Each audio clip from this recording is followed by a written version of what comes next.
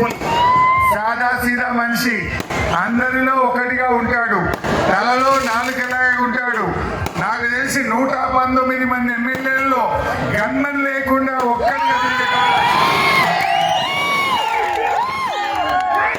నేను సింపుల్ గా ఉంటా, ప్రజల్లో ఒకటిగా ఉంటా అని మోటార్ సైకిల్ మీద తిరుగుతాడు, సైకిల్ మీద తిరుగుతాడు, నడుచుకుంటూ తిరుగుతాడు, ఎట్లుంటాడు. అలాంటి ఎమ్మెల్యే ఉప్పందు దొరకడం మీ అందరి అదృష్టం. తప్పకుండా ఈ హైదరాబాద్ ఇంకా బాగా అభివృద్ధి జరగాలి.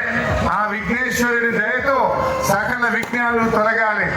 మొన్నటిదాకా వరదలు వచ్చినాయి, ఖమ్మంలో మహబూబాద్లో వరదలు వచ్చి ప్రజలకు చాలా కష్టాలు వచ్చినాయి, పంట పొలాలు దెబ్బతిన్నాయి, రైతులు బాధపడ్డారు.